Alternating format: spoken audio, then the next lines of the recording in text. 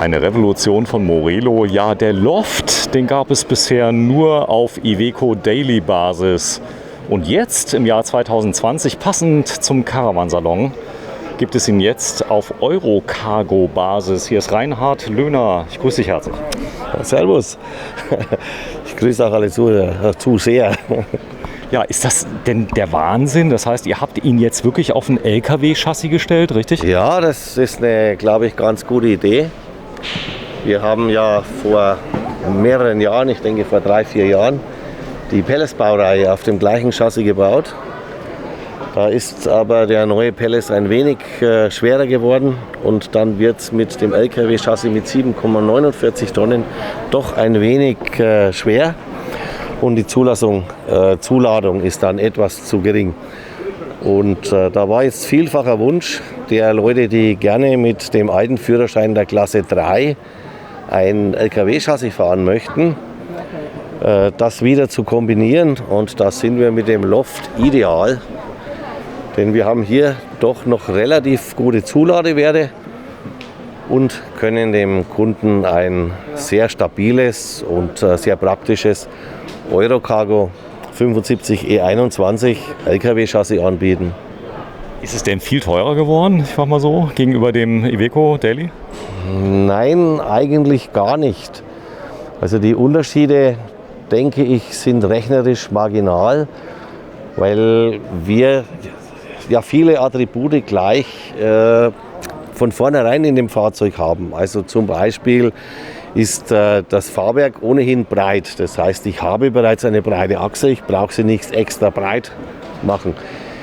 Ich habe 17,5 Zoll Bereifung, habe also auch gleich große Räder, ich habe hohe Tragfähigkeit, muss keinerlei Fahrwerksverstärkungen machen, ist alles im Grundpreis enthalten. Ich habe einen 180 Liter Tank, brauche ich keinen Aufpreis und so weiter. Und wenn ich das alles zusammenzähle und dann jetzt hier noch nehme, dass wir ja ein Jubiläumsmodell noch draus gemacht haben, dann ist das Fahrzeug eher schon, will ich nicht falsch verstehen, aber es ist schon eher noch ein Schnäppchen. Das ist so. Das heißt, der Eurocargo, den kennt man aus dem Nahverkehr, korrekt? Das heißt, man sieht ihn sehr, sehr oft. Es ist ein Nahverkehrs-LKW. So, das heißt, wir reden. Gute Attribute hat, also ein sehr solides Fahrzeug.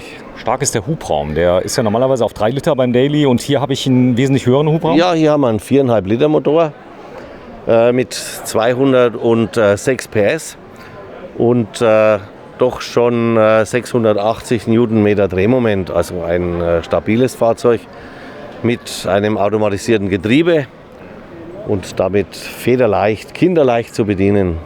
So, ich kann noch einiges hinten dranhängen, richtig? Ja, du kannst bei dem Fahrzeug 3,5 Tonnen anhängen und er verträgt das auch. Er hat ja eine Druckluftbremsanlage, damit ist eigentlich alles geregelt. Retarder, gar kein Problem, den gibt es hier ab Werk? Nein, bei dem Fahrzeug gibt es keinen Retarder. Er hat aber eine verstärkte Motorbremse und die ist an und für sich schon ausreichend. Genau, wenn du mich mal kurz aufklärst, was ist ein Retarder, was ist eine Motorbremse für Laien? Ein Retarder ist eine elektrische Wirbelstrombremse, also praktisch ein Magnet, der in der Mitte den drehenden Teil der Antriebswelle abbremst, magnetisch. Und eine Motorbremse verschließt praktisch den Abgasstrom und drosselt so die Kraft des Motors und über den Antriebsstrang wird das Fahrzeug abgebremst.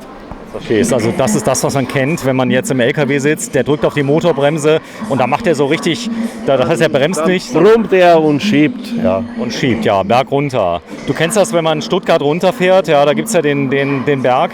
Ich fahre mit meinem Daily ohne Retarder runter, da muss ich schon ganz schön runterschalten. Stuttgart kenne ich gut, da habe ich schon sehr oft gezahlt, weil ich immer 10 km/h zu schnell bin. So, ja, es gibt Fahrerassistenzsysteme an Bord. Ja, und hier sind wir richtig gut. Also wir haben natürlich den Tempomat, aber es ist ein Abstandsregeltempomat. Also schon die beste Stufe davon, denn ich kann mit konstantem Abstand hinter dem Vorausfahrenden immer im Sicherheitsabstand bleiben, ohne darauf achten zu müssen. Der regelt dann seine Geschwindigkeit, die ich vorher eingestellt habe, selbst und hält aber gleichzeitig sauber den Abstand. habe natürlich die Notbremsfunktionen alle bereits serienmäßig an Bord, muss also auch hierfür keinen Cent extra ausgeben. Ich habe eine unglaublich gute Rundumsicht. Ja, wir haben das bei dem Actros ja schon gesehen. Der hat schon keine Spiegel mehr. Der hat 360 Grad Birdview. Ist es hier verfügbar, Birdview? Nein, das ist in dieser Leistungsklasse noch nicht verfügbar. Okay, die Rundumsicht quasi. Man kann es, glaube ich, sogar nachrüsten lassen bei Fremdausrüstern. Aber ich sag mal, die Rundumsicht hier mit dem Spiegelsystem. Ich habe ja das gleiche Spiegelsystem. Ich kann nach vorne blicken, vors Fahrzeug. Ja. Ich habe an jedem Fahrzeug hier 6 Spiegel. Heißt immer den Hauptspiegel. Ich habe den Weitwinkelspiegel und der oberste Spiegel ist ein Bugspiegel. Den kann man entsprechend einstellen, wie man das braucht. Also der rechts oben wird in der Regel so eingestellt, dass er die Ecke freilegt und beim engen Rangieren vorne rechts hilft, weil der Fahrer ja vorne rechts am schlechtesten sieht. Während der oberste Spiegel auf der linken Seite an und für sich so eingestellt wird, dass man beim Parken vorne den Abstand perfekt sieht. Das heißt, wenn ich in den obersten Spiegel schaue, kann ich hier auf einen Zentimeter genau einparken. Du selbst machst das Thema Reisemobile aus ganzem Herzen quasi schon dein ganzes Leben. Das Leben ist ja lang, aber ich mache es jetzt 39 Jahre. Habe mir auch nicht gedacht, dass ich 39 Jahre das machen werde. Aber ich bin immer noch infiziert, und zwar nicht von Corona, sondern vom Reisemobil. Ich finde das nach wie vor hervorragend und es ist für mich nach wie vor die beste und schönste Urlaubsform. Jetzt ist sie natürlich auch noch momentan die sicherste Urlaubsform. Aber für mich gibt es keine andere. Ja, das Thema Lichttechnik, Full LED? Ja, im LED-Bereich. Allerdings, das ist in der Sonderausstattungsliste drin. Normalerweise ist der Hauptscheinwerfer Halogen. Die restlichen Scheinwerfer sind dann ohnehin schon LED. Genau, unten sieht man auch so die DNA vorne ein bisschen. Das heißt, die habt ihr vor kurzem verändert. Die ist nicht mehr so brachial. Das heißt, ihr habt ein Logo eingeführt auf der Front. Ja. Vorher konnte man es hier immer lesen. Ich fahre noch ein solches Fahrzeug, wo man es lesen kann. Das ist so, das hat sich geändert, oder? Naja, alles ändert sich im Laufe der Zeit. Und das Logo, das ist unendlich beliebt. Ja. Und ich glaube auch wahnsinnig aussagefähig. Also die Leute lieben das Logo. Sie lieben es in der Seite genauso wie an der Front. Und ich denke mal, der Auftritt mit dem großen Frontlogo macht das Fahrzeug interessant. Ja, es ist so, denn ich habe mir sogar ein Logo organisiert, das habe ich mir ausgeplottet und habe es vorne drauf gemacht auf einer Kunststoffscheibe, habe damit Videos gedreht. Ja. Und jetzt haben mich ganz viele Leute angerufen, was, du fährst einen Loft, Baujahr 2017, wo hast du das Logo her? Und dann, ich habe es gemacht, weil es sieht ganz anders aus. Es war nur Spaß, aber du siehst, die Fangemeinde guckt ganz genau hin. Leute, die Morelo fahren, die lieben die Fahrzeuge meistens, oder? Ja, man muss natürlich auch dazu sagen, wir hätten auch nicht gedacht, dass man in 10 Jahren, es ist ja 10-jähriges Jubiläum.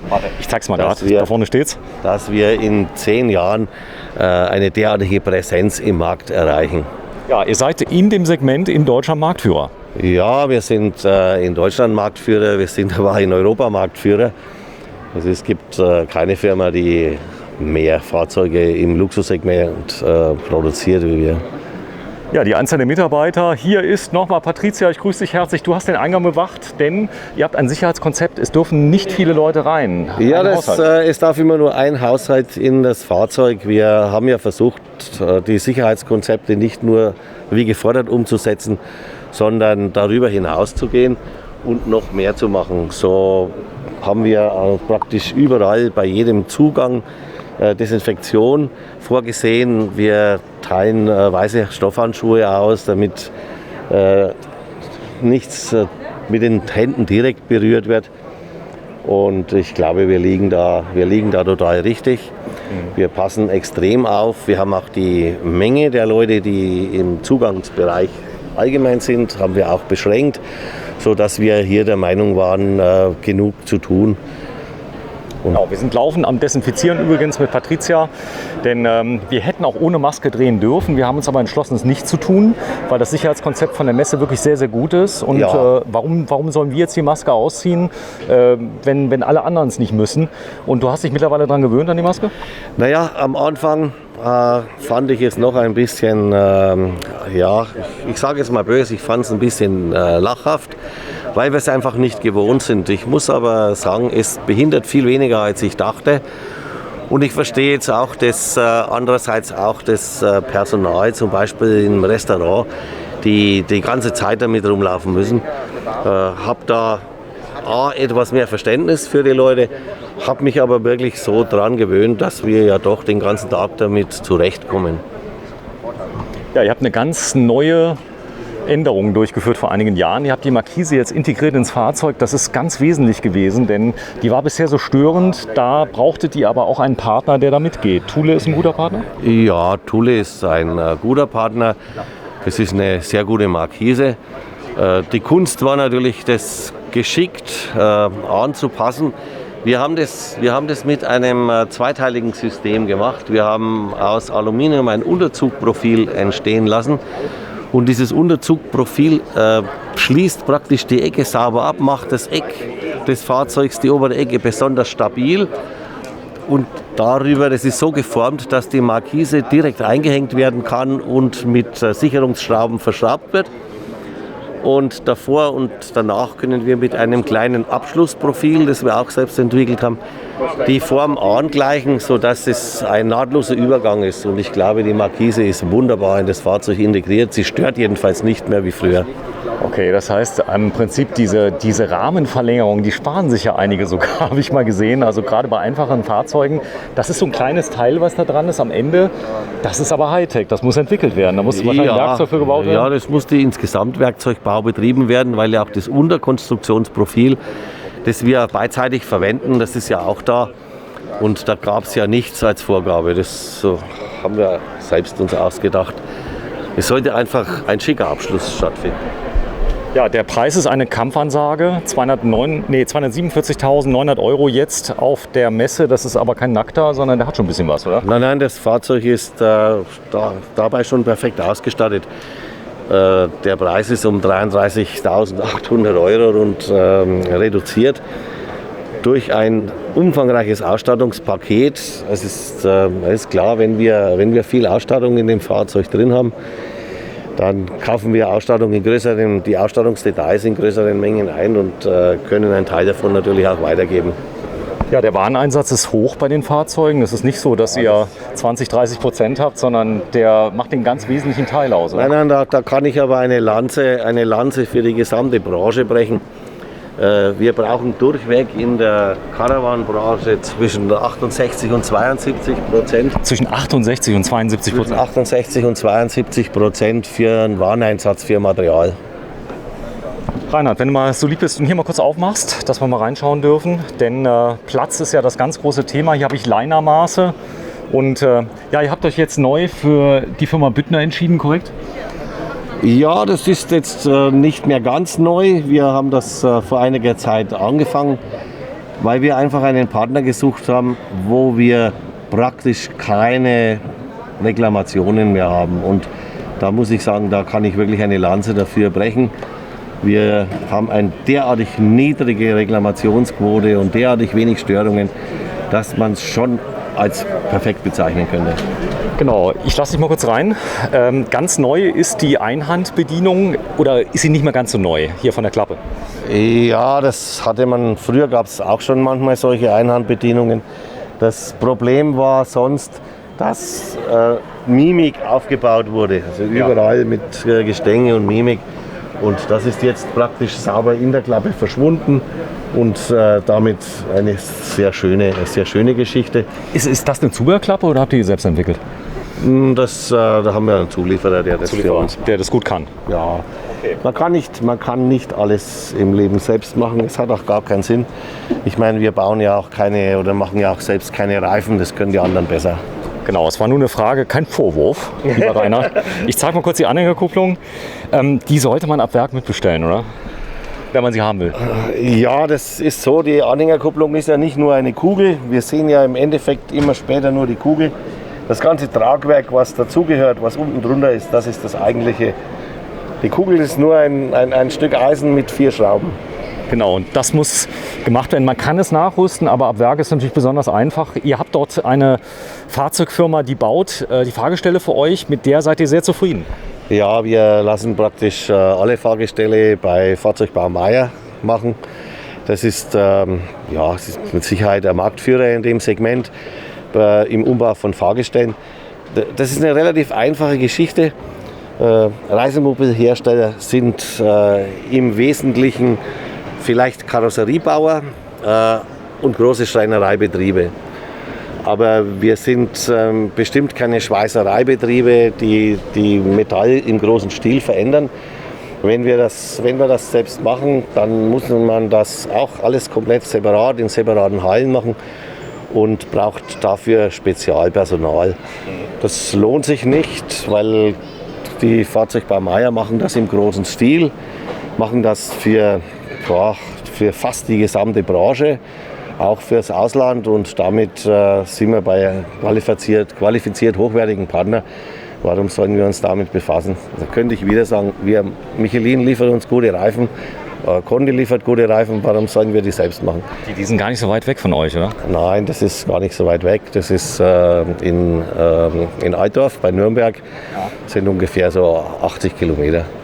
Genau, das ist nicht weit, muss man dazu sagen. Für einen Reisemobilisten in 80 Kilometer gar nichts. Wir gehen noch nach vorne. Was ist hier drin, Reinhard? Das zeige ich dir gleich. Guck mal, das sind ein paar elektrische Teile. Genau, die Sicherung unter anderem. Ja, Sicherungen 230 Volt, das ist komplett 230 Volt Bestückung mit den FI und mit Einzelsicherungen, einzelnen Absicherungsbereichen und 12 Volt. Dann entsprechende Panzersicherungen und Verteilungen. Ihr liefert zu jedem Fahrzeug einen Sicherungssatz auch mit, oder? Solarregler. Ja, da ist immer gleich ein Päckchen Sicherungen dabei, weil die sind zwar universell und man kann diese Sicherungen, diese zum Beispiel, die kann man an jeder Tankstelle in der Blisterverpackung mitnehmen. Aber die Panzersicherungen, die Großsicherungen, die hier zum Beispiel in dem Bereich sind, diese Sicherungen, die kann man nicht an der Tankstelle kaufen. Ich glaube, da reden wir über eine abzunehmen. 30, das ist noch wenig. Also das geht hoch, glaube ich, bis 240. Das geht bis 250 Ampere. Ja. Die sind da oben übrigens drin. Das sind große, und es könnte ja mal sein, dass aus welchem Grund auch immer so eine Sicherung mal fällt und da hat man keine dabei. Die hat man bei uns in dem schwarzen Köfferchen. Und wir haben das von früher übernommen. Da hat mir das sowas nicht mitgegeben. Und dann merkt man ganz schnell, es kommt vielleicht nie vor, dass im Leben des Autos so eine 250 Ampere Sicherung kaputt geht. Aber die kostet im Einkauf, ich sage mal, vielleicht ein paar Euro. Ich glaube, sie kostet 4 Euro. Ich habe sie bei Wirt mal bestellt. Das könnte gut sein. Ja. Aber wenn du sie in Spanien vermisst, hast vielleicht einen Aufwand von 100 Euro. Und kriegst vielleicht auch so schnell keine. Da ist es einfacher, das liegt im Päckchen und man hat alles dabei. Ihr habt es dabei, ja genau. Das gibt es auch als Ersatzteilpaket, habe ich zuletzt bei euch bestellt, denn der letzte Besitzer hat mir keins mitgegeben. Ja, passiert. No, aufgebraucht hat es bestimmt nicht. Nee, denn es ist noch nie eine Sicherung geflogen bei mir, das muss ich auch fairerweise sagen. Was ist da drin? Sorry? Das ist nicht. Stauraum.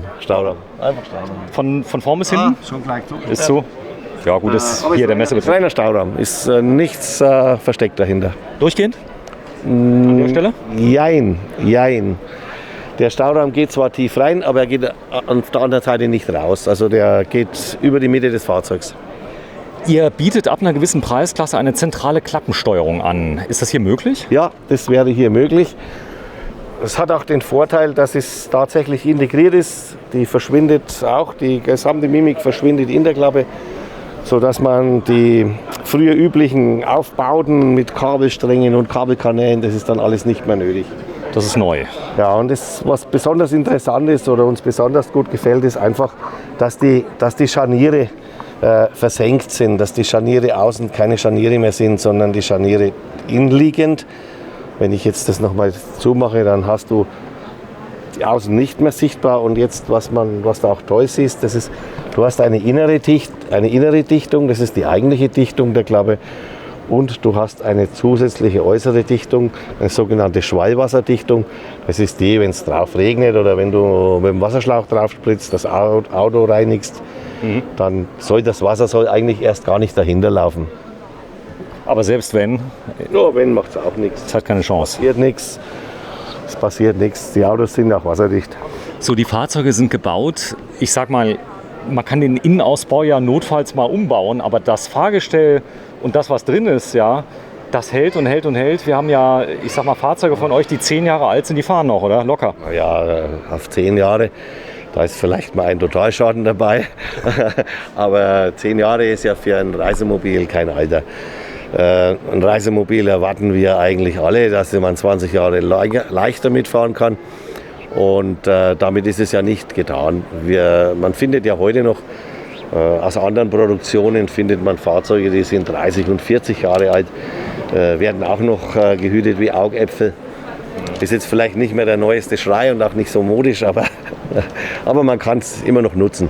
Der Thema Spritverbrauch. Ihr habt eine Revolution gestartet, ihr habt ein neues Fahrzeug gebaut, den größten, den ihr habt, mit einem Spritverbrauch. Ihr habt ihn hergefahren mit knapp über 17 Liter. Knapp über 17 Liter im Grand Empire mit 530 PS. Wir sind fasziniert. Wir sind wirklich fasziniert. Und das stimmt. Ihr habt knapp über 17 Liter gebraucht. Ja, ja. Im ganz großen Actros. Pro 100 Kilometer. 100 Kilometer. Im ganz großen Actros. Ein Fahrzeug von 18 Tonnen. Ja, das habe ich nämlich gehört von einem Kollegen. Sagenhafte Verbrauchswerte. Unglaublich, oder? Ja, ist unglaublich.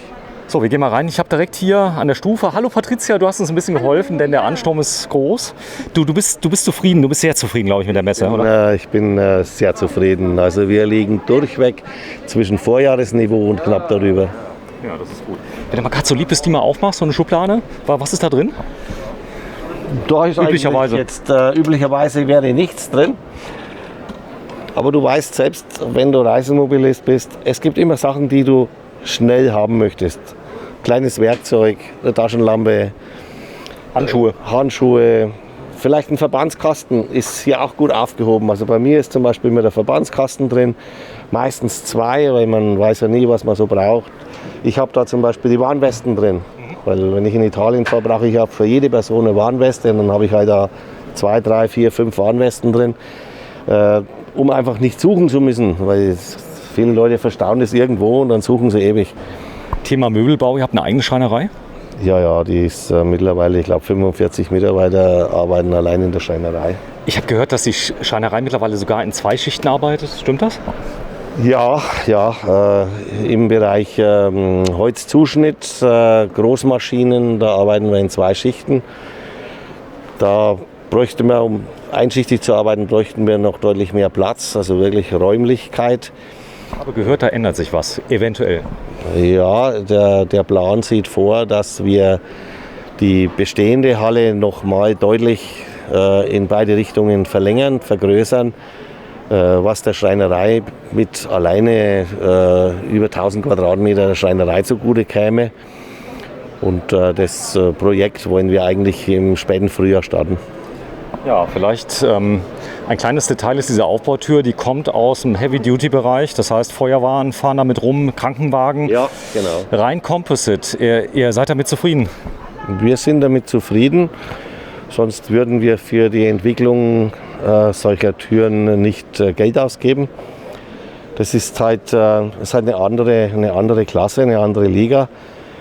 Wir haben eine gute Isolationswerte. Die Tür ist aus glasfaserverstärktem Polyestermaterial. Und damit, ich glaube, sie dir mal ein Stück rum. Also da ist jetzt kein Stück Metall enthalten. Da, genau, da ist ein Zahlencode. Ich habe die gleiche Tür, sie hat mich noch nie im Stich gelassen. Selbst wenn die 80 Grad heiß ist, weil die Sonne drauf geschienen hat, sie funktioniert. Ja, das Verrückte ist, wir versuchen ja immer Systeme redundant abzubilden, dass wir Notlösungen haben. Die zeigen wir aber jetzt lieber nicht. Aber wir haben immer eine mechanische Notlösung dafür. Falls der Strom ausfällt. Falls der Strom ausfallen würde oder das Zahlenschloss tatsächlich kaputt ginge. Aber das war vor Jahren mal, dass man da immer mal wieder eins kaputt hatte. Das waren dann vielleicht von bei 200 Auto Produktion waren vielleicht mal 2 oder 3 mal irgendwann kaputt, aber das findet fast nicht mehr statt. Also ich bin außerordentlich zufrieden. Ich nehme immer noch dieses Notmittel mit. Ja. Das habe ich so im Portemonnaie mit drin, falls mal irgendwas passiert. Kann ja auch mal sein, dass zum Beispiel bei Lithium einfach mal der Hauptschalter ausgeht, weil ich bin unter 20% und so weiter. Es gibt da mehrere Möglichkeiten. Wir verraten es aber nicht. Aber du hast noch nicht gebraucht. Nein, noch nicht. Ja, aber es ist besser, ne? Ist besser, du hast. So, von innen können wir es ja zeigen, das ist kein Geheimnis. Da ist die Notentriegelung, das heißt auch ohne Strom geht's auch. Von innen ist das recht einfach. Das können wir einfach abnehmen und dann wird die Tür so entriegelt. Man kann übrigens außen diesen Trick, den kann man deaktivieren. Das empfiehlt ihr nicht, das muss man ganz klar sagen. Aber das geht. Ich habe auch schon Morelos gesehen, die kommt man nicht mehr von außen öffnen. Das ist dann Geschmackssache. Geschmackssache, ja, Eigenwunsch. Aber die Tür ist so dicht, wenn die dann zu ist, die ist zu. Also durch die Tür kommst du dann tatsächlich nicht mehr, also auch nicht mit der Brechstange. Das ist so, denn die ist sicher. Dann bieten sich die Fenster an, ne? Das ist ja auch ein Wunsch. Der Morelo hat eine Zugangstür. Das ist, allein der Einbruchschutz ist ja passiv schon sehr hoch, weil die Fenster sehr hoch sind. Ja, da kommt aber auch noch dazu, dass die Liner-Fahrzeuge grundsätzlich, wenn du da guckst, ja, ich meine, dann du sitzt ja immer praktisch irgendwie über dem Vorderrad. Ja. Und selbst wenn man da jetzt eine Eingangstür machen würde, dann müsste man noch Griffe hinmachen und drauf klettern wie auf einen schweren LKW hoch. Das ist nicht opportun. Also ich wüsste nicht, wozu es dienen sollte. Im Gegenzug muss man natürlich dann darauf achten, dass man Notausstiegsmöglichkeiten vorsieht. Also es sind immer so, dass Notausstiege vorgeschrieben sind, wenn nur eine Tür da ist. Und die Notausstiege, die sind verschiedenfach definiert und dürfen auch von der Tür nur in bestimmten Abständen sein. Das heißt, ich habe jetzt zum Beispiel hier als Notausstieg das vordere Fenster. Ich habe aber auch als zugelassene Notausstieg zum Beispiel das Fenster bei der Sitzgruppe auf der linken Seite. Ja, das jetzt zum Beispiel gerade nicht, das ist zu klein. Genau, das sehe ich. Also ich habe ja einen. Aber hinten wäre auch wieder zulässiger Notausstieg von der Größe. Ja, also ich wüsste, wie ich rauskomme mittlerweile. Ich könnte sogar aufs Dach flüchten, denn ich habe ein französisches Bett hinten und mit Luke. Und bist auch relativ sportlich und schlank. Dankeschön. Ach, gerne. So, jetzt gehen wir wirklich mal rein. Das heißt, die zweite Schublade ist die gleiche in grün quasi? Die zweite Schublade hat die gleiche Größe, ist aber nicht so tief. Okay. So, jetzt habe ich die wichtigsten Sachen ganz neu. Ihr habt jetzt Hubstützen hier in dem Fahrzeug verbaut? Ja, wir haben in diesem Fahrzeug Hubstützen der Marke HBC verbaut. Das neue, gell? HBC? Es ist, zumindest ist es bei uns neu. Im großen Serieneinsatz habe ich sie, glaube ich, noch nicht gesehen. Die Stützen sind extrem stabil. Ich zeige sie mal gerade, ob man sie sieht. Warte. Dass man sie vielleicht mal. Ah, da sind sie. HBC. HBC oder HPC? HPC. Ja. Also sie sind solide, die Pumpenleistung ist extrem hoch und die ganze Mimik ist extrem leise. Also ich habe Hubstützen von Goldschmidt, die hört man. Ja. Und die brauchen ewig, muss ich dazu sagen. Also zumindest mal so 2-3 Minuten, dann steht das Fahrzeug. Ist das hier auch so ungefähr? Nee, das sind Sekunden. Schnell.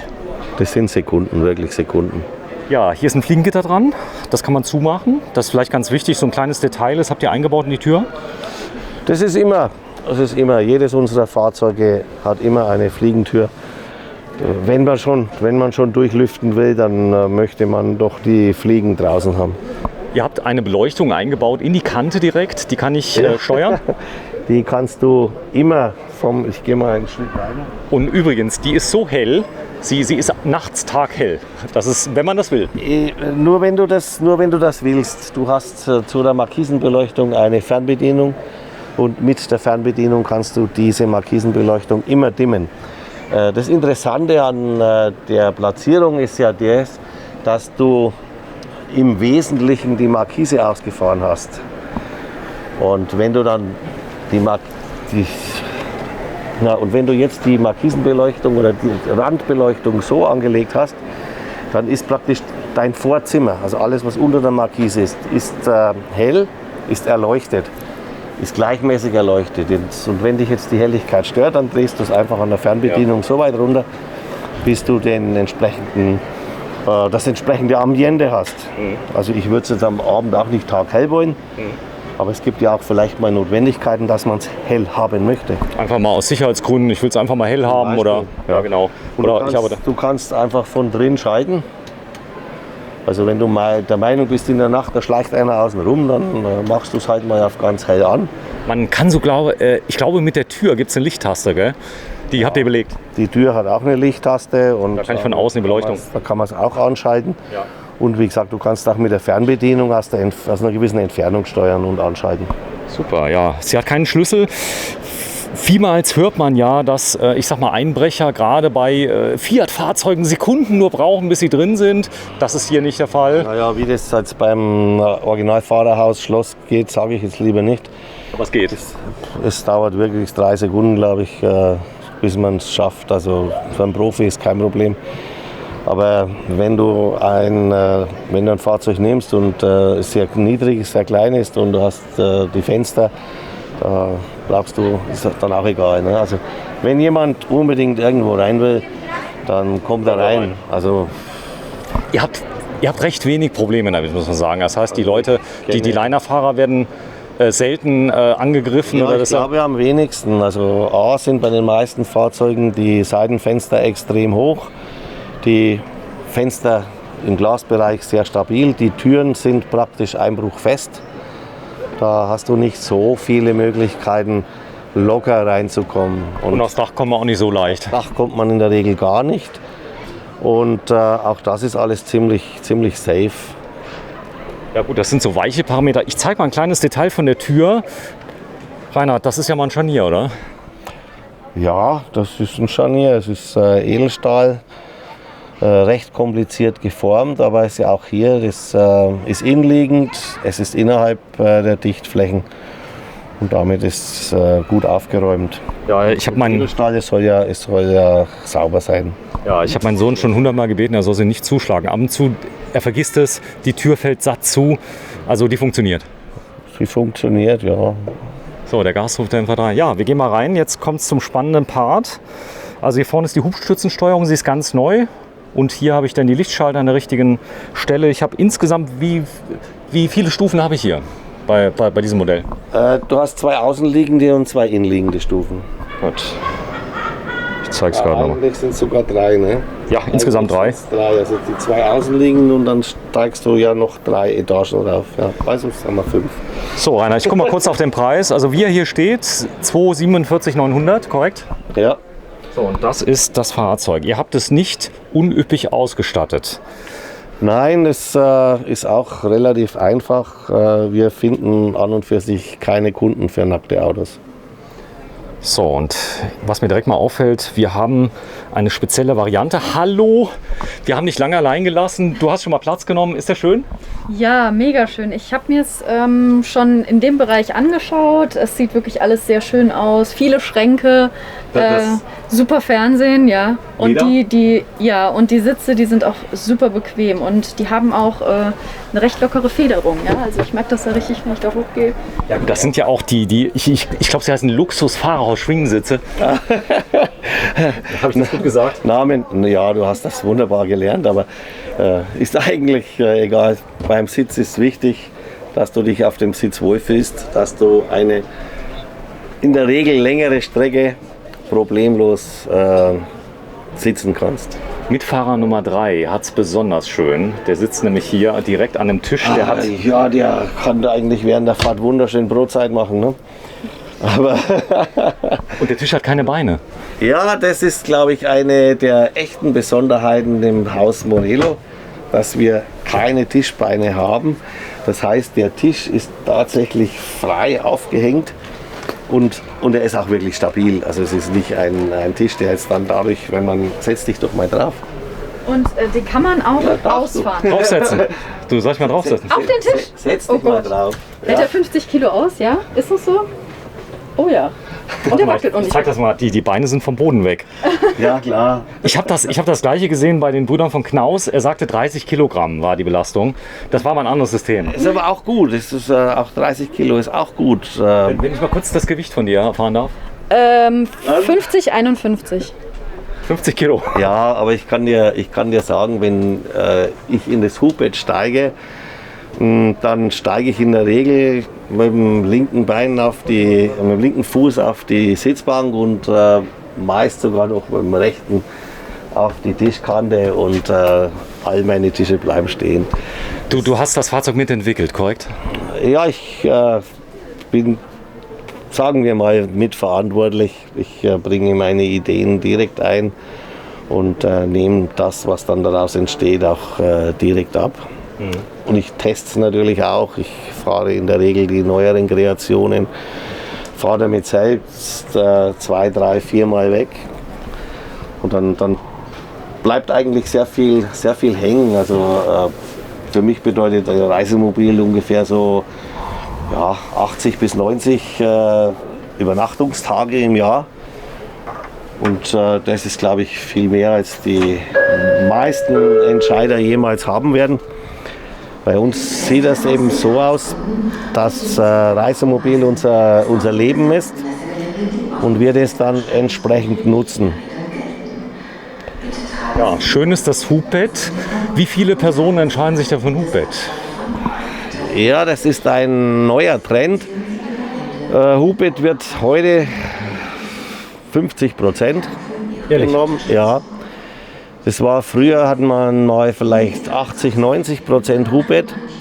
Heute haben wir nur noch etwa 50. Also es pendelt wirklich zwischen 48 und 51%, je nach Jahr, weil die Alternative zum Hubbett eine Rundumbestückung mit Hängeschränken ist.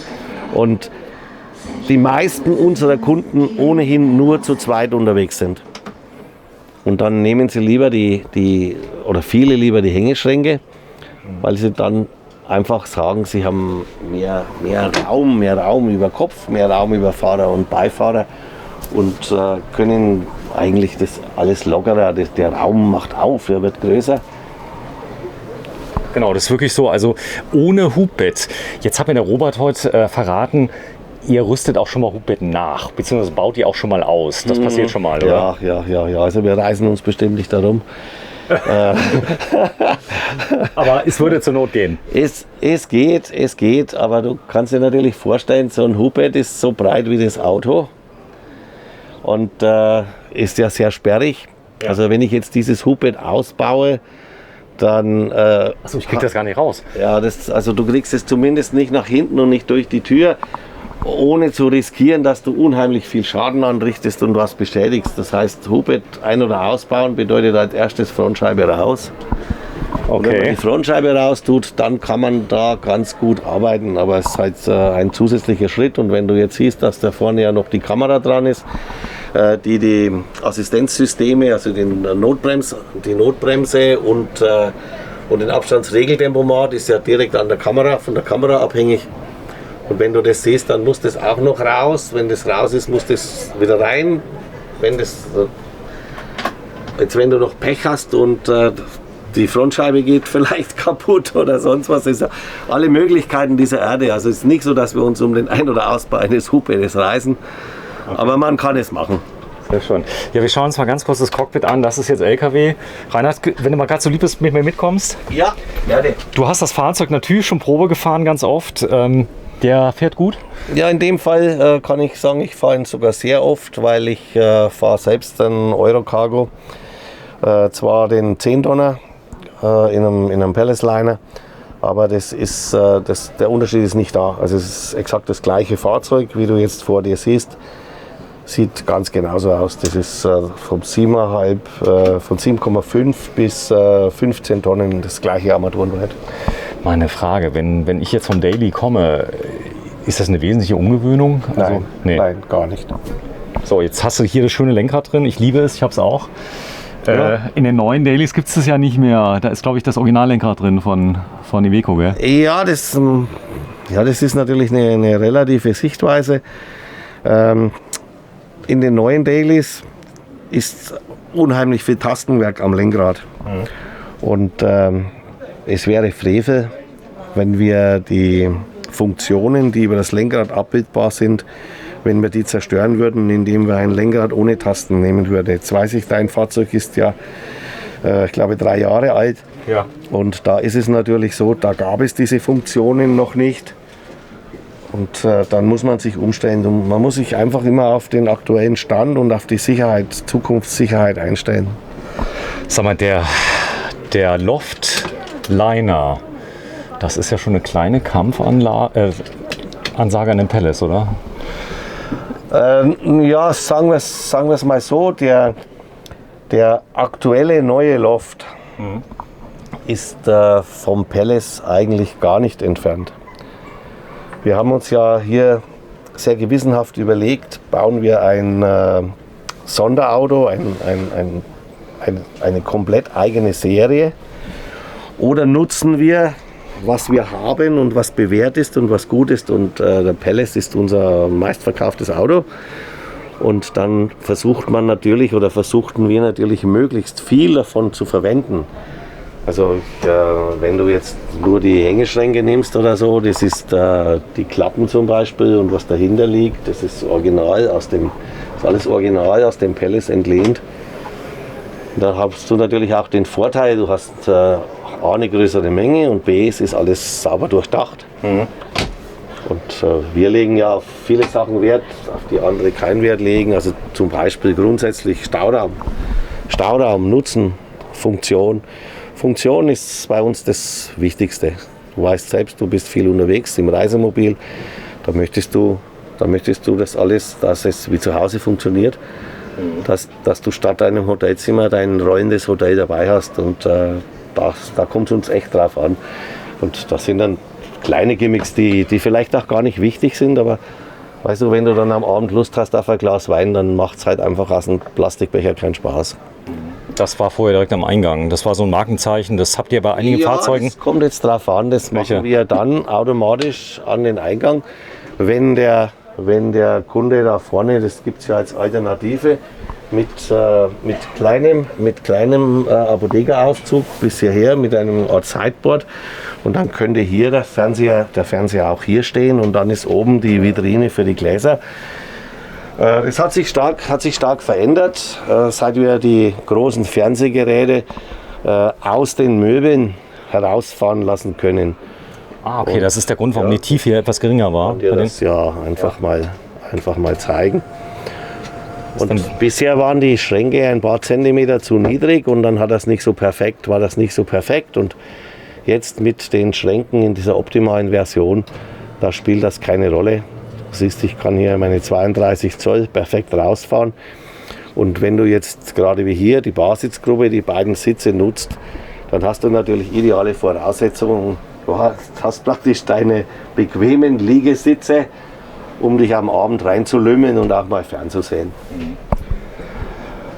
Wir hatten uns letztes Mal über den Preis unterhalten, ja. Ihr seid sehr preiswert im, Vergleich zu dem, was man kriegt. Das geht aber nur durch Serienfertigung. Das hast du mir gesagt. Ja, das ist auch relativ einfach. Wir haben es einfach so gestaltet, dass wir Luxus am Band bauen. Und Luxus am Band ist ja eine ganz große Herausforderung. Die Herausforderung besteht darin, die verschiedensten Fahrzeuge in Losgröße 1, die völlig unterschiedliche Arbeitszeiten beanspruchen, so zu bauen, dass du das in einen stundenmäßig gleichen Takt integrierst. Und das haben wir, glaube ich, ganz gut im Griff, denn wir können vom Einsteiger Home, der vielleicht dann 160.000 Euro kostet, bis zum Grand Empire für 650.000 Euro alles in einem Band bauen, in einem relativ bunten Mix, und trotzdem am Schluss kein Fahrzeug verlieren. Ja, ihr habt wirklich alles verändert. Also wenn ich hier sehe, allein die Beleuchtung hier im Küchenbereich. Das jetzt mit dem 3 Jahre alten Auto nicht vergleichen. Auch hier, darum sage ich ja, der Loft ist eigentlich ein 50 cm kürzerer Pellets. Anders kann man das nicht sagen, weil wir haben auch hier lange überlegt, wenn wir den neuen Loft kreieren, sollten wir wieder eine kleinere Küche machen als jetzt im Palace. Aber wir haben uns dann dazu entschieden, die Sachen, die aus dem Palace bestens bewährt sind, auch hier gleich einzusetzen. So haben wir praktisch, wenn du jetzt die linke Seite des Fahrzeugs nimmst, einschließlich der Sitzgruppe, dann kannst du die nur ganz, ganz geringfügig vom Palace unterscheiden. Und ja, warum sollte der Loft jetzt eine schlechtere Sitzgrube haben als ein Palace? Ist der jetzt breiter? Nein, der ist exakt gleich breit mit dem Palace. Der ist jetzt 240er, ja. Weil die einzige Einschränkung ist, ja. dem Palace gibt es auch 250 breit, beim Loft gibt es das nicht. Okay. Aber du siehst ja auch hier, die 240 Breite ist schon sehr, sehr geräumig. Ja, ich kann nur sagen, die 10 cm spätestens in Italien an der Mautstelle, da freut es mich immer, dass er nur 230 breit ist. Ja, aber man hat auch hier kein Problem. Nee, da hast du bestimmt kein Problem. Da gewöhnst dich an solche Sachen, gewöhnst dich so schnell, das ist gar nicht störend. Ja. Was ist da drunter? Unter dem Fach ist hier auch die Technik? Da ist genau wie sonst auch die verschiedenen Anzeigen der Technik. Und es ist natürlich auch eine Philosophiefrage. Wir vertreten die Meinung, dass einzelne Geräte leicht ausgetauscht werden können. Und wenn ein Gerät kaputt ist, ist der Rest in Funktion. Wenn man alles zusammenfasst und ein Teil ist kaputt, ist alles weg. Was ich aber persönlich nicht mag, ich wüsste nicht, warum ich ein Anzeigegerät so präsent nach vorne setzen sollte, damit ich da permanent drauf schaue. Du weißt doch selbst, wenn du das Fahrzeug benutzt, interessiert dich das bestenfalls mal einmal am Tag, dass du mal drauf schaust, wie viel Wasser habe ich noch, wie ist mein Abwasserstand, oder wenn ich frei stehe, wie ist der Stand meiner Batterien. Aber du willst doch nicht alle 10 Minuten kontrollieren, wie ist der Stand deiner Batterien oder dein Wasserstand. Das interessiert dich doch eigentlich gar nicht. Es gibt zur Not ja noch zweite Displays, wenn ich es unbedingt haben möchte. Ja, ich glaube, ja, aber man braucht es nicht. Wozu? Ja. Man kann ja so viel machen, was sinnlos wäre. Schön sind so Details. Ihr habt jetzt hinter diesen Haken, die da sind, habt ihr eine ganz tolle Verkleidung. Da klappert nichts, gell? Wenn hier eine Jacke mal dran hängt. Nein, das ist alles beledert. Das macht doch ein relativ wohnliches, so das sehr wohnliches Ambiente. Und man hat ja dahinter noch ein bisschen Spaß. Und, süß. Genau. Da können die Weinflaschen rein. Da oben würde ich jetzt keine reintun. In der Regel finden wir die Weinflaschen dann im unteren Bereich. Da, weißt du, was nicht so hoch liegt, fällt auch nicht so tief. Aber du hast ja selbst eine Frau, du weißt bestimmt, was du mitnimmst oder mitnehmen musst, wenn du auf Reisen gehst. Korrekt. Übrigens, der Backofen, ich bin einer von denen, der ihn permanent verwendet. Und zwar nicht nur, um Brötchen aufzubacken, sondern ich mache ganz viele Chicken McNuggets für meinen Sohn. Ja, jetzt hast du natürlich gerade ein Fahrzeug erwischt, wo wir komplett was Neues eingebaut haben. Das heißt, wir haben einen neuen Backofen, der ist erst in Kürze lieferbar. Ach, den gibt es doch gar nicht. Naja, du siehst ihn ja schon. Also, aber er war noch nicht im Angebot. Das heißt, der kommt jetzt erst ins Angebot rein. Ist noch nicht mal preislistenmäßig erfasst. Und was du da runter hast, ist auch ein komplett neues Gerät von Dometic. Das ist hier kein Gaskühlschrank, sondern es ist ein Kompressorkühlschrank. Echt? Ja. Von Dometic? Ja, von Dometic, ein Kompressorgerät. Messebetrieb. Ja, das heißt, ist wahrscheinlich die Sicherung ausgeschaltet, damit die Leute nicht so rumspielen hier. Ein Kompressor? Du hast einen schau, der war kalt, jemand hat ihn abtauen lassen. Also irgendjemand hat ihn wohl ausgeschaltet. Damit er abtaut, ja. Damit er abtaut. So, der hat sogar unten jetzt ein Gemüsefach. Das ist der... Ja, das ist wirklich alles recht neu, recht pfiffig. Und der macht richtig kalt wahrscheinlich als Kompressor. In der Fläche groß und tief. Ja, der Kompressor ist halt, sagen wir mal, der ist nicht temperaturabhängig. Ich will aber jetzt auch nicht eine Lanze für den Kompressor brechen und gegen den Dreiwege-Kühlschrank, der auch mit Gas betrieben werden kann.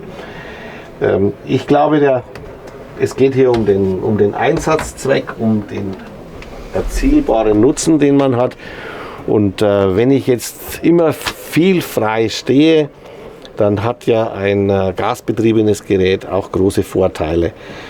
Wenn ich ein Kompressorgerät in Einsatz bringen will, dann muss ich dazu ein bisschen Vorkehrungen treffen. Also entweder ich habe eine kleine Batterie und immer eine Steckdose, oder ich versorge mich selbst mit Strom. Aber wenn ich selbst Strom einsetzen will oder produzieren will, dann brauche ich eine gute Bestückung mit Solarzellen und auch eine gute Bestückung mit Batterien. Und in dem Fall zum Beispiel hier in dem Fahrzeug ist glaube ich, da haben wir 4 Solarzellen drauf, 4 Solarplatten mit 4 x 130 Watt Peak und haben aber auch 2 Lithium-Ionen-Batterien, 210 Ampere-Stunden. Darf ich dich mal fragen, der Preis draußen stimmt. Da ist Lithium drin, da sind 4 Solarpanels drin, da ist das große Fahrgestell drin. Es tut mir leid, wenn du Mitleid mit uns hast, kannst du auch gerne ein wenig mehr bringen.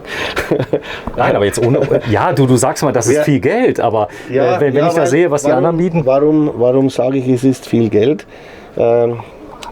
Ich glaube, Morelo ist eine bodenständige Firma. Mhm.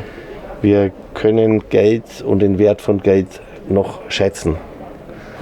Und wenn ich 250.000 Euro sage, dann ist das auch für mich viel Geld. Ja, da müssen Leute lange arbeiten, lange sparen.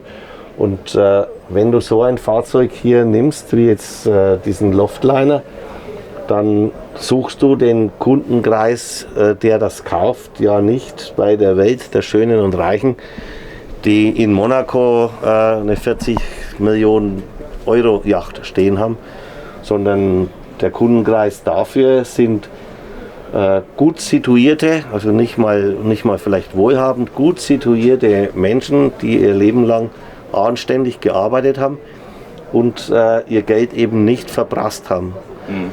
Und deswegen sehe ich darin eine Pflicht, ein vernünftiges Preis-Leistungs-Niveau zu bieten und nicht einfach zu sagen, ja, ist ja bloß Geld, interessiert mich nicht, ist ja den anderen jetzt. Also wir wollen schon versuchen, dass der Kunde einen guten Gegenwert kriegt. Stark. Also das hat der Robert mir immer gesagt. Ihr habt von der Philosophie her, möchtet ihr ordentliche Ware zu einem vernünftigen Preis bringen. Und das, was du eben gesagt hast, glaube ich, hat noch nie so einer so deutlich zu mir gesagt. Ich bin jetzt auch kein Multimillionär. Ich habe mir das, ist ja auch nicht so einfach, weißt du, das Fahrzeug. Ich habe mir das gegönnt. Es war nicht das erste Fahrzeug. Ich habe das gemerkt. Und ich wollte immer ein Morelo haben. Genau. Und es geht uns ja selbst so. Ich meine, auch der Robert und ich, wir verdienen Geld. Vielleicht nicht ganz wenig, aber das ist ja egal. Wir müssen auch unser Geld einteilen und genau das weiß ich, dass andere Leute das auch machen. Und wenn du wie wir eigentlich deinen Hauptkundenkreis, ich sag mal zwischen 50 und 80 Jahre alt ist, dann sind davon bestimmt die Hälfte, die nicht mehr berufstätig sind. Und wenn du halt nicht mehr berufstätig bist, lebst du eigentlich, also von Rente bestimmt nicht, das weißt du, in Deutschland gibt es ja keine Rente, das ist ja eine witzige Apanage, aber du lebst im Wesentlichen von der Substanz. Die wird ja dann nicht mehr. Und dann bin ich auch der Meinung, dass man sein Geld doch gut einteilt. Sag mal, dieser Drang der Menschen, rauszukommen, nicht zu Hause zu sitzen. Mein Opa, der war Eisenbahner, der ist zu Fuß gegangen zur Arbeit. Der war nie in Urlaub. Wir haben immer, die Menschen waren in Italien bei uns, die haben uns dann Dias mitgebracht früher. Und jetzt gibt es ganz viele, die sehen das im Fernsehen. Es gibt unglaublich viele Campingfilme, die berichten, dass die Menschen sich treffen, zum Beispiel in Portugal, aber auch auf ganz vielen Stellplätzen in Deutschland. Und wenn du das siehst, ich bin, sag ich mal, in unserer Familie auch die erste Generation, ich bin jetzt zwar schon alt, aber die erste Generation, die tatsächlich auch Urlaub macht. tatsächlich fortfährt. Ich habe das gestern mal bei einem anderen Sender gesagt, die Generation meiner Eltern, die hat gespart für ihre Kinder und für die Enkel.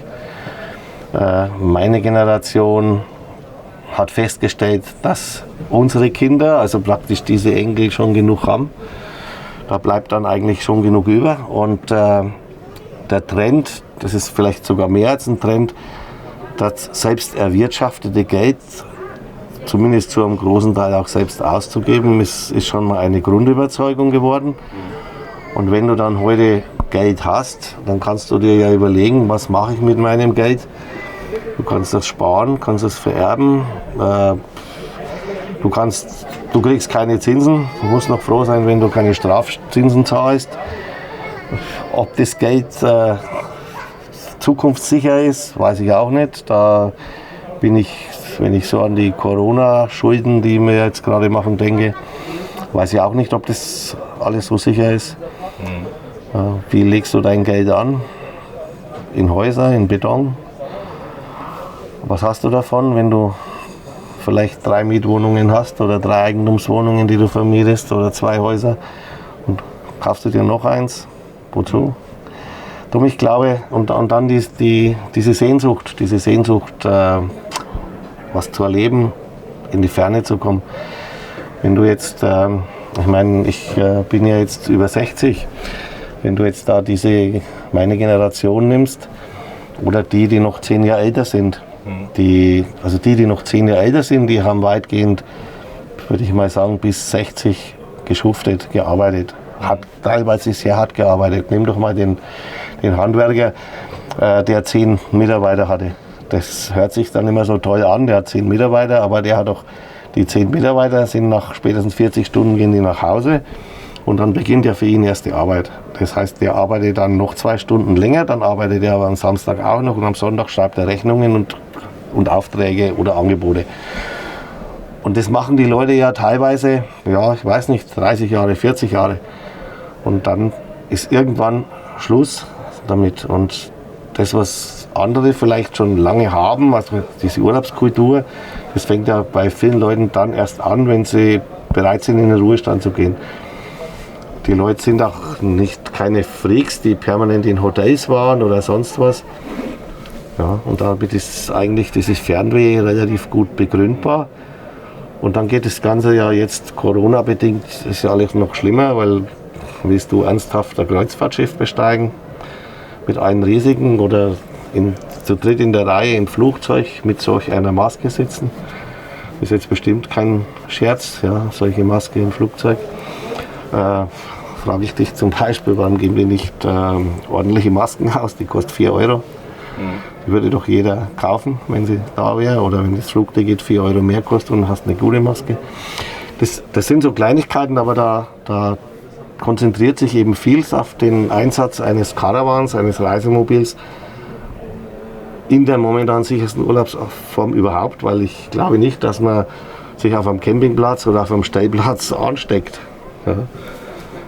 Also ich habe gemerkt, ich war ja direkt nach Corona, war ich ja an der Mosel an einem ganz großen Stellplatz, wo ganz viele Morelos auch sind. Nämlich direkt jetzt in Klüsserath gibt's auch ein Morelo-Treffen in Kürze. Und die Leute waren froh, wieder rauszukommen. Die haben das gar nicht mehr ausgehalten. Klar, das ist ja auch schrecklich. Also wir haben ja ganz schnell dann das Gefühl, eingesperrt zu sein. Und wir kennen das ja auch nicht. Ich meine, das ist ja das erste Mal seit 70 Jahren oder 80, ich weiß nicht, seit der Krieg zu Ende ist, dass wir solche Einschränkungen über uns ergehen lassen müssen. Und wenn du das mal siehst, dass du über Monate hinweg diese Einschränkung hast, dann ich kann jeden verstehen, der jetzt in München in den englischen Garten gehen will und setzt sich da ins Gras. Ich meine, was ich ja nicht verstehe, ist, wenn sich dann 50 am Abend auf einer Saufparty treffen. Das verstehe ich dann auch nicht. Aber dass die Leute raus wollen, und unsere Leute, unsere Nutzer, unsere Camper, die gehen ja nicht auf Saufpartys. Die wollen einfach nur raus und durch die Lande ziehen und Eindrücke aufnehmen, irgendwo mal gut essen, ein bisschen Normalität zurückerobern. Es ist so, man gewinnt viele Freundschaften durch Morelo, wenn man das will. Ja. Das heißt, also es steht einem frei. Man muss, ist es klar, ich kaufe mir mit einem Morelo oder mit anderen, die so ähnlich aussehen, so eine Art Gemeinschaft, wo ich dazugehöre, wenn ich das will. Ja. Und das ist mir aufgefallen, dass die Menschen einen ganz herzlich begrüßen. Also wenn ich auf einem normalen Stellplatz bin mit so einem Fahrzeug, dann gehe ich erstmal raus, sage allen sehr ausdrücklich Hallo, wie geht's euch und so weiter. Denn ich sag mal, diese großen Fahrzeuge nehmen ja vielen die Sicht weg. Dann denkt man ja auch, der da vielleicht drin sitzt, der ist vielleicht nicht so freundlich, weil er hat ja ganz viel Geld. Aber wie du ja eben ausgeführt hast, die Morelo-Fahrer, die ich kennengelernt habe, das sind ganz normale Leute wie du und ich. Ja, also grundsätzlich sind es bestimmt zu 99% ganz normale Leute. Ich würde sagen, der überwiegendste Teil sind total nett, sind eher Kumpel als überheblich oder so. Wir haben fast niemanden, den man jetzt, sagen wir mal, jetzt abgehoben oder sowas bezeichnen würde. Und wir wissen aber, die wir diese luxuriöseren Fahrzeuge oder auch, sagen wir, diese teureren Fahrzeuge uns leisten können. Wir wissen, dass wenn wir anerkannt werden wollen, dann müssen wir auf die Leute zugehen. Also wenn ich an einen Stellplatz gehe oder auf einen Campingplatz gehe, dann gehe ich als erstes zu denen, die nebendran im Umfeld stehen, stelle mich vor, wer ich bin, nicht wie viel Geld ich habe, sondern wie ich heiße. Und man kommt dann relativ schnell in ein vernünftiges Gespräch. Und ich habe selten Leute erlebt, die dann, ja, die das schlecht fanden. Ich habe es noch nie erlebt. Also Nein, ist aber so, wenn man das aber nicht... du musst auf die anderen zugehen. Oft ist es die so, wenn man das anderen nicht- haben Bedenken, Ja, dass da dass in so einem luxuriösen Fahrzeug, dass da irgendwelche Reichen oder Überheblichen kommen. Aber das ist nicht der Fall. Ich sage es nochmal, das ist nicht die Welt der Schönen und Reichen. Es ist eine ganz normale Welt. Und unsere Reisemobilnutzer sind nicht Camper in Monaco und sitzen dort auf einem 40 Millionen Euro Boot und haben mit der Welt der Geissens auch nichts zu tun. Das war ganz wichtig, dass du das mal gesagt hast, denn das Segment, was ihr bedient, ganz klar von ganz klein der Home, ist ja für viele auch schon der Home ein absoluter Traum. Also das heißt, die gehen hin und ihr habt mir auch erzählt, an dem Home verdient ihr am allerwenigsten, weil das ist das Einstiegsgerät. So vielleicht so blöd, wie sich das anhört, verdient man an einem Home wirklich nichts.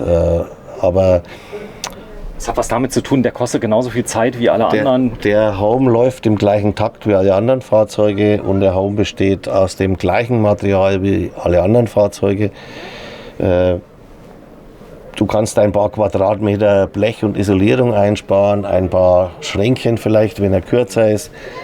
Aber du hast gut ein kleineres Chassis, da kannst du noch ein bisschen einsparen. Aber der Home hat die höchste Materialquote und den gleichen Lohnkostenindex. Und damit ist beim Home nicht wirklich interessant. Aber er ist ein wunderbarer Einsteiger, um in unsere Morelo-Welt zu kommen, um in die Morelo-Familie zu kommen.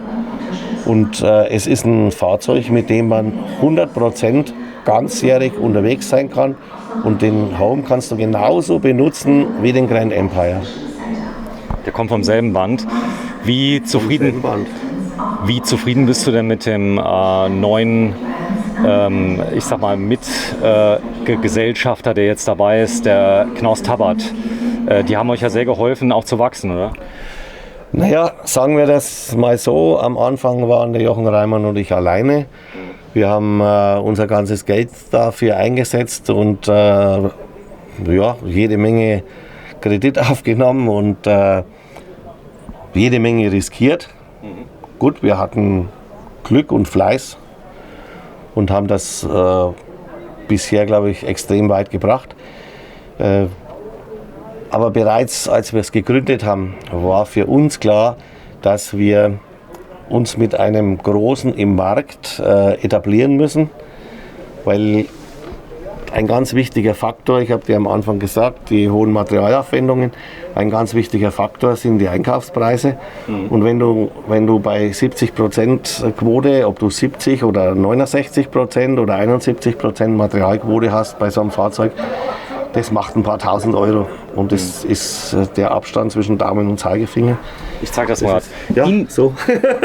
Ich habe gehört, ich drehe auch ganz viele ganz normale Fahrzeuge, ja. Und die Automobilindustrie hat zu mir gesagt, 1 Euro sparen, nur 1 Euro. Das ist heute, die müssen jeden Euro zweimal rumdrehen. Das geht euch genauso. Ja gut, bei uns ist es halt vielleicht nicht 1 Euro, weil Automobilindustrie, ich meine, wenn die 4.500 Golf am Tag bauen, dann ist 1 Euro ganz viel, aber bei uns sind es dann halt 10 Euro. Sparen oder nicht sparen, das ist enorm viel. Und wenn nichts übrig bleibt am Schluss, sind die Firmen tot. Das hilft auch niemand. Und was halt bei uns besonders ist, und das ist auch in dieser Kooperation mit Knaus Tabbert, was wir erwirtschaften, und wir erwirtschaften Geld, klar, aber was wir erwirtschaften, haben wir bisher fast lückenlos reinvestiert. Wenn du unseren Betrieb anschaust, dann steht der 1A da. Er wächst und wächst und wächst. Ihr habt ein ganz neues Service Center gebaut, das habt ihr fast komplett aus eigenen Mitteln finanziert? Ja, klar. Das geht, das ist interessant. Das geht freilich. Ich kann das Service Center nicht jedes Jahr bauen, so viel Ertrag habe ich nicht. Aber da reden wir über Millionen, die ihr investiert habt. Ich will jetzt nicht genau sagen, wie viel, aber... Ja, doch, 5,6 Millionen sind in das Service Center geflossen. Und gleichzeitig haben wir aber noch 55.000 Quadratmeter Land hinzugekauft und für über 1 Million 52 Stellplätze geschaffen. Und dann kommt Corona. Dann kam Corona und da denkst du erstmal, die Welt bricht zusammen und jetzt sieht alles irgendwie ganz anders aus, weil dieser dynamische Drive, der jetzt in der Caravan-Branche drin war, ist durch Corona noch verstärkt, weil es eben diese sichere Urlaubsform ist. Und guck, von 2016 bis 2019 haben sich die Zulassungszahlen für Reisemobile in Deutschland verdoppelt, in 4 Jahren verdoppelt. Und dann hatte man jetzt gerechnet, dass sie vielleicht weiterhin 3-4-5% wachsen. Und jetzt ein bisschen weniger. Oder auch stagnieren, weil sie ja auf so hohem Niveau waren. Aber so wie es jetzt ausschaut, geht dieses horrende Wachstum gerade mal weiter. Ja. Also vielleicht auch mal dazu, die Leute kaufen sich auch teure Autos. Das heißt, also ich sage jetzt mal, ein einigermaßen gut ausgestatteter BMW, ein 5er, da bist du schon mal 80.000, 90.000 Euro los. Das haben viele sehr oft gemacht. Viele sagen aber, ich brauche nicht mehr das große Auto. Ich habe vielleicht einen Porsche gehabt für 150.000 Euro. Ich investiere das Geld jetzt mal in ein Reisemobil. Und wenn du das mal realistisch rechnest... Das habe ich auch. Ja, nee, das war ja auch bei uns so. Also wir hatten ja ein Firmenfahrzeug, haben für Porsche oder arbeiten für Porsche. Da gab es auch mal einen Porsche und dann irgendwann haben wir gemerkt, ich fahre ja gar nicht mehr mit dem Auto. So, ich brauche ein Auto für die Produktion. So, und dann haben wir gemerkt, das ist eine ähnliche Investition. Also wenn du, ich sag mal, einen tollen Wagen hast und das vielleicht zweimal hintereinander, da waren die Modellwechsel auch alle 3 Jahre. Ich glaube ich glaube, dass die Leute die sehr, sehr lange halten, oder?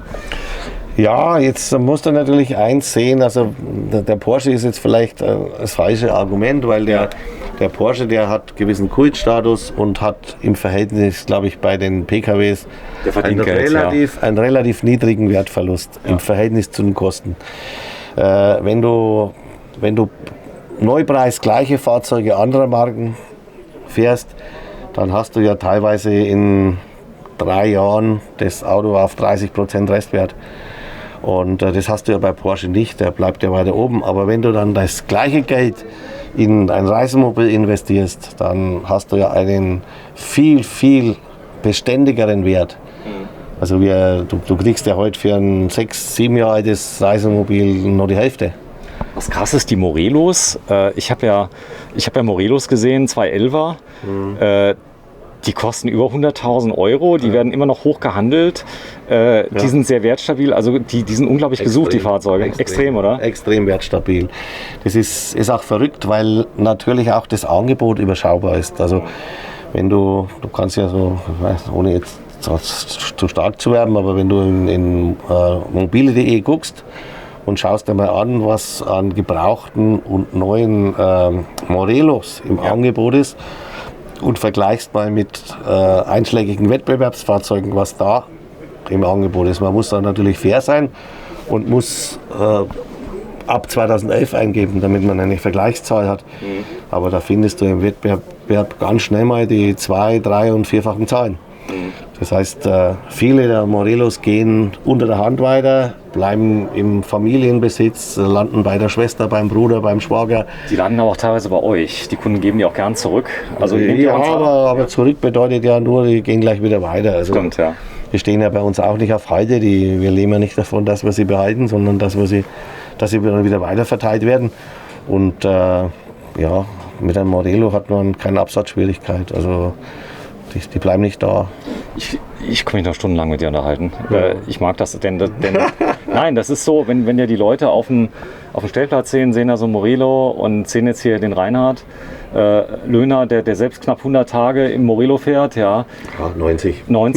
Ja, ist doch so, ich nehme an, du nimmst das Auto mit, du bist auch hier mit dem Auto, hier mit dem Morelo? Ja, selbstverständlich. Ich stehe traditionell seit, ich weiß gar nicht wie lang, 25 Jahre, 30 Jahre auf dem P1. Ich auch. Also seit die Messe in Düsseldorf ist, verbringe ich die Messezeit in meinem Reisemobil hier auf P1. Das bedeutet für mich, ich fahre zum Beispiel, also ich hatte jetzt diesen Sommer keinen Urlaub, dann bin ich aber schon Montagvormittag vor der Messe angereist. Normal reise ich eigentlich Sonntag schon an. Nutze dann die paar Tage, bis die Messe losgeht. Für uns geht ja die mit dem Aufbau gleich los, aber jetzt muss ich ja nicht von früh bis Nacht am Aufbau teilnehmen, das macht ja auch ein Messebauer und unsere Mitarbeiter. Aber ich nutze dann die ersten 3-4 Tage, da entspanne ich noch, da treffe ich Kontakte, unterhalte mich mit vielen, vielen Kollegen, die teilweise auch schon wie ich dann vorher kommen, nur damit man eine schöne, nette Gesellschaft hat und Kameradschaft hat. Dann gehe ich viel Fahrrad fahren in der Zeit, weil ich mag Düsseldorf extrem gern. Und ich fahre unheimlich gern mit dem Fahrrad am Rhein entlang. Das ist für mich eine richtig gute Erholung. Und dann der P1 ist direkt am Rhein, muss man sagen? Der ist praktisch direkt am Rhein, 300 Meter oder so. Reinhard, wir müssen uns das Bad noch angucken. Ich könnte stundenlang mit dir reden. Ich mag mach das. Denn die Leute. Aber es war sehr, sehr schön, das mal einen Einblick zu kriegen, denn auch mal zu wissen, was ist denn die Zielgruppe? Ihr kennt ja die Zielgruppe. Ihr fahrt mit denen, ihr habt Treffen von Morelo, ihr organisiert das. Ihr wisst, da, wo du es eben so schön gesagt hast, die Schönen und Reichen in Monaco, das sind es eben genau nicht. Die sind es nicht. Sind's nicht. Glaub mir, wir haben auch Leute dabei, die besitzen 100-mal so viel Geld wie ich, aber du merkst es nicht. Ja. Das sagt uns der Reinhard Löhner. Du merkst es diesen Leuten nicht an. Sehr schön. Du hast eine kleine Besonderheit an der Tür. Die Tür schlägt durch, das heißt, ich kann die Tür komplett durchdrehen und muss nicht um die Tür herumlaufen, wenn ich ins Bad will. Du wirst das sehen, ich kann die Tür einfach durchschlagen. Nee. Doch. Und hast du es an deinem Auto noch nicht gemerkt? Na, danke schön. Nee, ich muss dazu sagen, ich habe ein anderes Bad, ich habe das französische Bett hier. Ja, dann ist klar. Dann ist klar, aber das Scharnier, wo hast du das bekommen? Lass uns doch auch noch ein kleines Geheimnis. Nee, das ist aber die Beschläge allein zu kriegen, die sowas können. Manches suchst du auch vergeblich. Aber es ist eine gute Geschichte. Auch wenn du auf die Spitze siehst, das Schloss steht ja nicht hervor. Das schließt ja hier glatt ab. Ja, warte mal kurz, ich zeig's mal gerade. Ja, wenn du mal kurz nochmal zu mir kommst. Ja. Ja, das Schloss schlägt glatt durch. Das steht ja. Das hast du mit dem glatt durchschlagen. Es steht die Zunge steht nicht vor. Ja. Und wenn ich das jetzt langsam zuziehe, ich mache jetzt nichts, ja. Ich lasse es einfach. Hä? Ja, ich hab es nicht angefasst. David Copperfield. Nein. Da ist ein Magnet drin. Sobald das Schloss hier rüber geht, zieht ein Magnet die Falle zu. Nein. Ja, frech. Die Franken, ey, ich fasse es nicht, ja. Die kommen auf alle Ideen.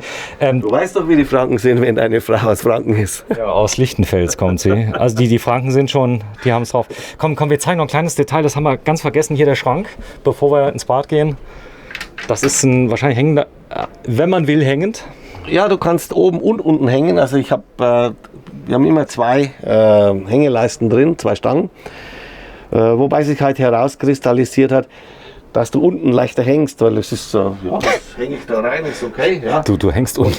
Naja, ich hänge nicht, Ja. aber die Klamotten.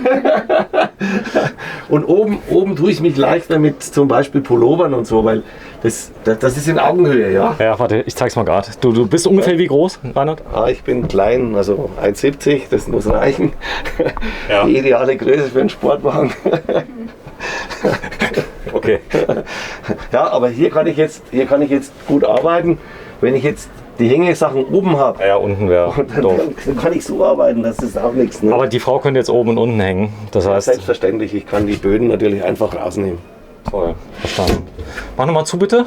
Also diese Tür, da komme ich ja jetzt nicht drüber weg, ja. Das hättest du mir nicht, Von der anderen Seite. hättest du mir nicht zeigen dürfen. Das heißt, wenn man es schnell macht, Ist völlig glatt. Schließt von selbst. Und schlägt ganz durch. Das heißt, wenn du von vorne eben kommst, brauchst du nicht um die Tür herumlaufen, sondern du kannst einfach die Tür aufmachen und gehst rein. man kann 2 Teile zumachen. Das heißt, ich kann mich sehr, sehr gut auch akustisch entkoppeln. Naja, das ist eben, wenn du ein Hubbett hast, und dann gehen wir mal davon aus, dass du vielleicht da vorne noch mal einen Enkel mitnimmst, oder dass der Schnarcher nach vorne verbannt wird. Ja. Was ja auch oft geschieht. Bin ich. Was ich aber auch oft feststelle, ist, dass so der eine oder andere, wir haben ja auch Leute, die schon etwas älter sind oder die mal der eine oder andere etwas kränklicher, dann kommt es oft vor, dass die Leute mir sagen, ja, wenn ich krank bin oder wenn es mir nicht so gut geht, dann schlafen wir auseinander. Das muss halt jeder für sich selbst entscheiden. Und am besten noch vom Verkäufer eine gute Beratung bekommen. Das heißt, ich kann beide Türen zumachen, dann ist wirklich leise. Genau, jetzt habe ich eine saubere Schiebetür, und die sind ja auch nicht dünn, die sind auch dick. Patricia, ich brauche dich mal gerade. Du sitzt da. Wir konnten ja nicht ahnen, dass der Reinhard uns die Morello-Geschichte noch mal kurz erzählt. Er hat das aber super gemacht. Er hat das super. Ich habe so viel Neues erfahren heute, Reinhard. Ja. Genau, wenn du gerade so lieb bist, dir das mal anschaust. Also für die Patricia hätten wir natürlich jetzt eine tolle Idee, die könnte mal die Dusche verführen. Okay. Bitte nicht anmachen. Ich nehme an, hier ist kein Wasser in den Fahrzeugen, oder? Nee, mach's nicht an. Mach's nicht an. Das ist jetzt eine Einzeldusche. Wie ist Ich weiß der? es nicht, also ich sag mal, wenn ich die Patricia so anschaue, dann könnte es auch für 2 Personen gehen. Ich gehe mal gerade einen Schritt zurück. Ich habe ein Raumbad, wenn ich das will, richtig? Das heißt, ich mach zu. so, wir nennen das im Prinzip als Raumbad. Die Duschkabine ist mit Sicherheit für jeden Einzelnen groß genug, und für so Schlanke natürlich wäre es auch mal für 2 geeignet. 50 Kilogramm wiegt die Patricia. Das wäre aber auch geeignet für Menschen, die etwas kräftiger sind. Also es ist ja nicht jeder ganz schlank, denn ihr habt die Dusche so groß gebaut, dass sie größer ist wie in manchen. Ja, das ist etwa Haushaltsformat, muss man sagen. Also wir legen ja unheimlich viel Wert darauf, dass man etwa alles haushaltsmäßig bedienen kann. Und hier geht es auch noch um die Ecke. Also man hat nicht nur diese Breite, sondern so. Genau. Toll. Hast du gut gemacht, Das ist Rainer. eine Duschwanne von 90 x 75, die passt in jedem Haushaltsformat. So, und hier habe ich dann die Toilette. Das ist so. Du hast Ja, das ist auch eine Keramiktoilette. Festtank. Festtank, Keramik. Von hinten durchaus zugänglich. Also wir können aus der Küche die 2 Schubläden rausnehmen und können praktisch die Toilette, die ja hinten eine Absaugpumpe hat. Ja. Und da gibt es ja schon mal das eine oder andere Problem, wenn Da einer was reinwirft, oder? ja, Was er nicht darf. wenn da was reingefällt. Ja, also ich sage ja, was meine Leute da schon im Service rausgeholt haben, ist ja auch nicht unnormal. Also ich sage mal von Damenhygieneartikeln, die da bestimmt nicht reingehören, bis zu Eheringen finden wir da alles. Es ist so, es gibt, glaube ich, eine Grundregel, alles das, was man mit der Hand zerreißen kann, so hat es mir einer mal erklärt. Ist das ungefähr so? Das heißt, das Toilettenpapier, was man einfach... Ja, Toilettenpapier stört gar nicht. Es ist auch die Kunde, dass das nur Spezial-Toilettenpapier, die Rolle für 4 Euro, das kannst du alles vergessen. Mhm. Also ich habe mein ganzes Leben noch nie so ein Toilettenpapier benutzt und funktioniert. Das geh doch einfach in Aldi und kauf dir ein 4-lagiges Toilettenpapier, das ist wunderbar. Mhm. Da muss man kein überzogenes Geld ausgeben dafür. Warte, ich zeig mal ein kleines Detail. Ihr habt die neue Dometic, die ist so schön. Die ist echt schön, ja. Die ist echt schön geworden, gell? Ja, aber schöner als schön oder wichtiger als schön, das ist halt wieder Morelo. Wichtiger als schön ist, sie ist deutlich leiser, ja, und sie hat eine höhere Leistung. Du machst einem echt schwer, wenn ich das jetzt hier sehe. Du brauchst ein neues Auto. Ja, der Robert hat schon gemeint, ich soll mal gleich vorbeikommen. Ist da vorne noch ein Apothekerschrank, kleiner? Nee, beziehungsweise hier ein Schrank für Medikamente? Ja, hier hast du überall. Oder Zahnbürsten?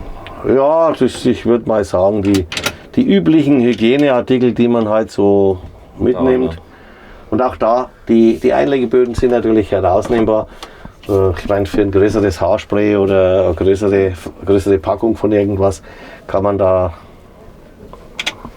die Abstände, du siehst die Abstände im üblichen, ich glaube 32 mm Raster verändern. Mhm. Ist übrigens für Mundspülgeräte, die besonders hoch sind, kann man eins rausnehmen und dann passen die auch noch rein. Das habe ich auch schon und du hast auch eine Steckdose. Also ja, die ist direkt mit drin. Genau. Die Geräte aufzuladen. Ja, das Waschbecken ist hinter dir, oder? Ja.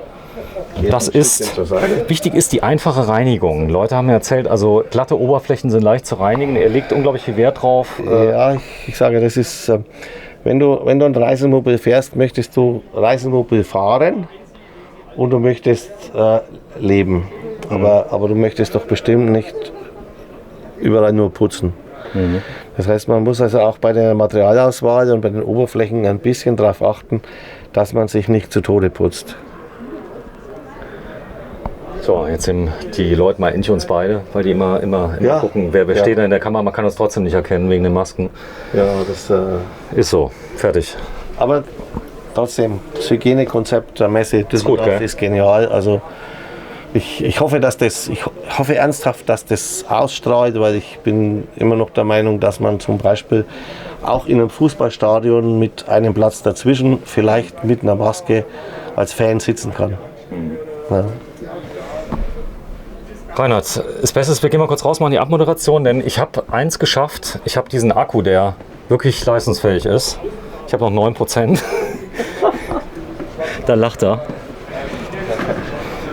Links wieder an die Grenze, ja. So, wir haben uns vorher noch nicht gekannt. Du kennst meine Videos so ein bisschen? Ja, ich kenne deine Videos und ich muss ehrlicherweise sagen, ich bin begeistert. Warum? Sie sind aus dem Leben. Ja. Das wäre, glaube ich, die einfachste Erklärung. Sie sind aus dem Leben.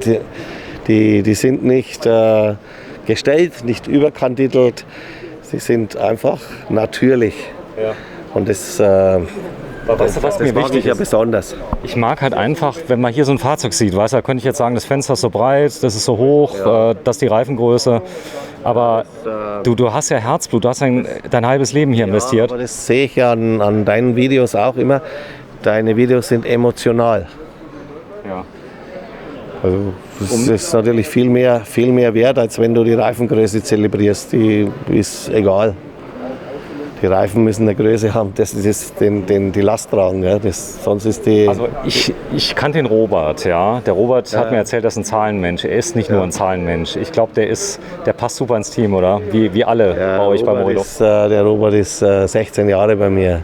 Ja. Also er ist zwar für einen Geschäftsführer einer so großen Firma mit 350 Leuten relativ jung, aber mit 16 Jahren Erfahrung mit uns zusammen, da ist er bestens prädestiniert für die Zukunft. Und er war auch krisenfest jetzt, oder? Ach, wir sind alle krisenfest, wir haben da gar kein Problem.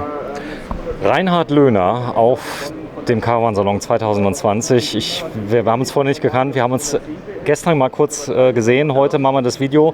Ich gucke mal auf die Uhr, 1 Stunde 23 durchgehend. Autsch. Hättest du nicht gedacht, oder? Ach, ich kenne mich. Also für mich ist es schon oft sehr schwierig. Also Ich kann auch in eine Halle gehen mit 1000 Leuten und eine Stunde reden und habe das Skript vergessen. Das ist schwierig. Die ist aber da nicht leer, die Halle. Nein, die bleiben dann tatsächlich da. So, ich danke dir herzlich und Gerne. nochmal herzlichen Glückwunsch zum 10-jährigen Jubiläum. 10 Jahre Morelo. Tschüss, danke. Dankeschön, hat Spaß gemacht. Tschüss, Patricia. Tschüss. Du hattest diesmal nicht so viel zu tun, aber es war spannend, oder? Ich konnte die Dusche testen. Das ist schon mal was, ja? Tschüss.